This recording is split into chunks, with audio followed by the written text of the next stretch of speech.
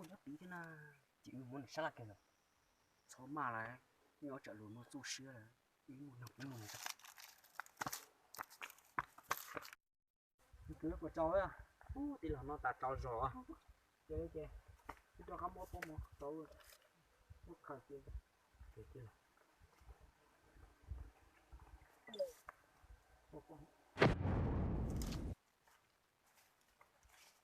mua thì là có sẽ ô tô mình chút mình sao còn cái ô tô này đâu mà dạng gì giờ mà dạng không thể chuyện gì nữa ô thằng bà nè mua sao bây giờ mà nè tôi một cái tiêu nó Tiêu giờ mùa. nó sáu tên nó yêu mùa giờ trong xe à trong túi lo bây giờ nhà đi ứ nó nè so thế rồi rồi lúc bây giờ đã xong lại này chứ thế mà ham mùa tí dọn nó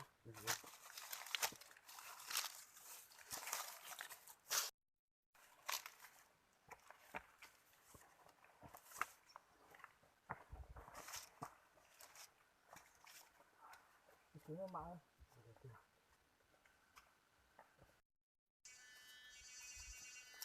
quay có sao có tên chơi mòn đây đi con chơi tiền mình cho cả tạ tiền này nhiều tàu kỹ nữa chỉ bỏ tiền một chút thì nhiều xem bọn được để thế nào để khi mà nó cho xí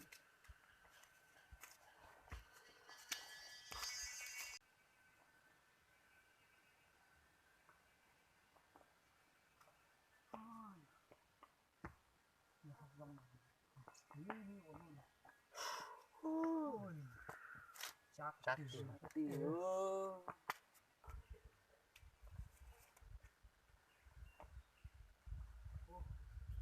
bắt chịu bây giờ chúng ta sẽ cua chẳng đi đĩa vòng này ô mà ô các phụ nữ chắc mua là to luôn là thế ba như chỉ dùng cái à dùng đi ba thì cái tết đó thì chỉ dùng cái cho so đi sử dụng cái tuần tên tu tập bảo nó là cái bỏ khó tay này nè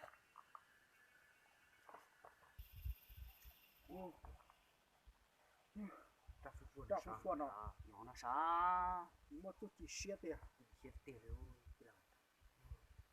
phụ lọ một tí nữa đi bây giờ cha còn nó có sẽ hay sẽ bây giờ đã tết lâu lên bỏ được nè nhưng gà là chỉ dùng nén gà là chỉ dùng sẽ mua nó chỉ dùng đi cả để hay là bây giờ để chỉ mua sẽ chỉ sư cái uali ở dưới tàu chưa cũ mà đi hàng xin đấy cũng cả xếp rồi đi chúng ta phải sợ đợi bộ rồi đi cái sợ tiền nhưng cả lần thấy nếu giờ chỉ cả giờ nếu cả lần thấy giờ chỉ cả giờ thì phải xin tàu cái giờ của tàu sợ đợi bông rồi bông su kỳ sư giờ đi nó kia với khi bé cho tụi chị bé xỉ sẽ giờ thì đi thấy nếu mà đi cà phê Uli kia đi ư tụi chị ở ư ở tụi mình tụi chị bao tụi chị con đầu kia Uli kia chúng ta một cái cô lọ hẳn lận Uli kia tao cơ rồi nếu tụi phải tìm mua nó thì rồi nó chỉ là nếu tụi uống đấy chứ có thì mà uống là cả Uli lấy tao rồi đi lấy giặc cái tao Uli kia như cứ có chịu cái số nè ở tuần đó chứ mà nè sai nè tại cú chỉ là nè cho tôi tính chỉ luôn nè ok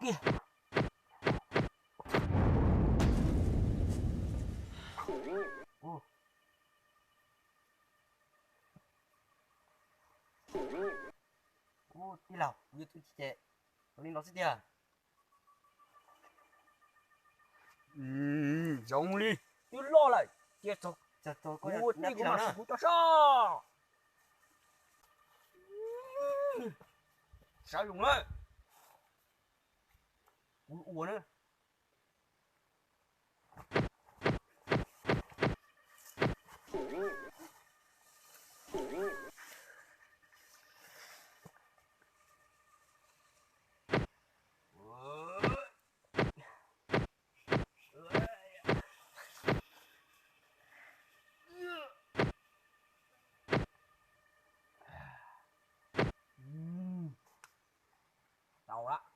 Trái rồi nữa. Chỉ cho nét trái ngọt.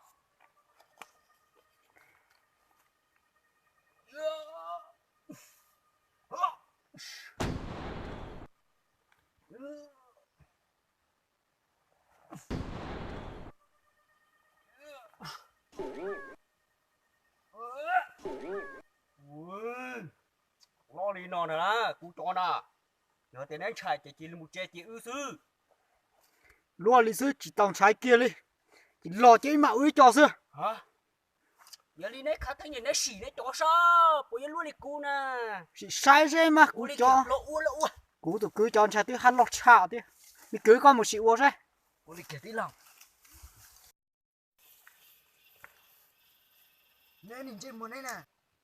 Nè sai rồi nè. Em chưa?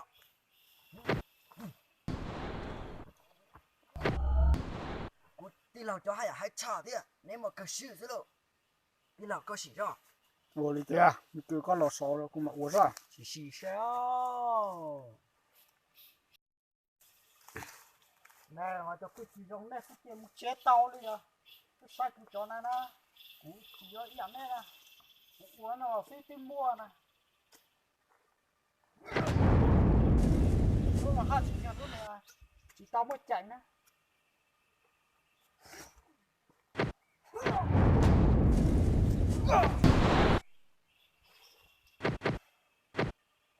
Cú xả tiền. Nếu cho tôi chỉ dùng đi nè sức chế. Nếu một chế tàu chỉ tao là có nó ta phải phùa liền. Có chẳng chạy nữa chẳng này ôi. Giặt ra cho lột ra nó chế. Ủa đã hạ giống đây nó tôi chế hạ hệ lên trái với. Cho các một chế xả.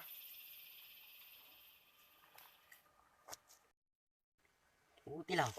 Ủa tình hình cho mình chỉ chia cờ thế này rồi. Yo mà, tôi cứ cho chị chia thì cú đế để cho sao? Tôi đi làm một xía hành nè. Yo. Chạy nhưng mà những tàu chỉ riêng nghĩ có mê mê đi nè. Nhưng cần Phải đi xí phí ấy. Thiên gần ca chứ, xong cả đi chết cho xí một chết sao?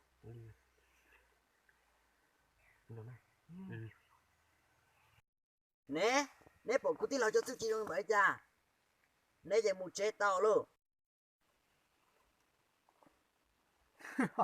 Nếu bao tiền lấy tự nhiên thế xíu lắm.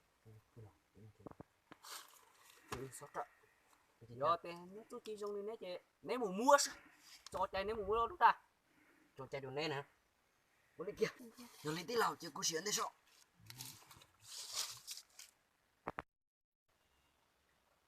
Cứ. Chứ có xuyến đây sao? Ủa đi tí lòng. Không phải ra. Cứ tí lòng mua phi lọc cơ. Vừa lọc. Cứ. Có rồi cho cô xuyến mất xe. Rồi để có cứ. Vừa lọc tí tìa. Mọi sự sao.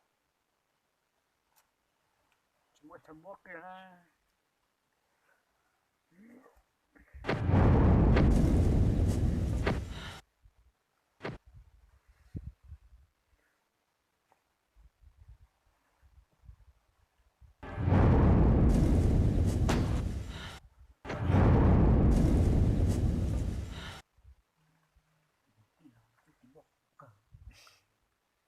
Tí lòng sẽ cho tiền.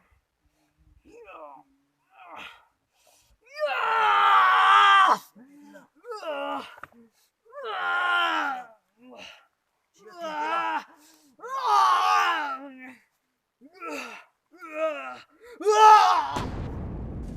nào, có được tiền. Đi nào, có được tiền. Có tiền lọc tuột chỉ tuột. Chơi mua. Đi Đó nào. nó ra là chỉ tao. Nên là chỉ tao. Bỏ là nó bỏ. Đi nào. Khá đi rồi. Đi nào, có bữa nào. Cứ chưa cha. Con gà báo trả thì sao? Chơi mua có chỉ mua tao tuột. Đi đi mua chào chứ. Yo. Chỉ đi mua tao thôi.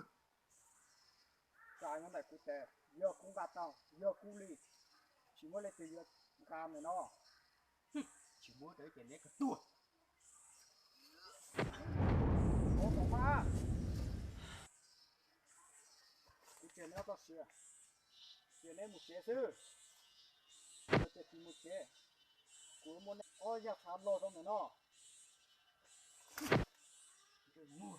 Còn đồ mua nữa. Nhớ hãy gần. Giờ. cho là bà tuôn cá lồng cả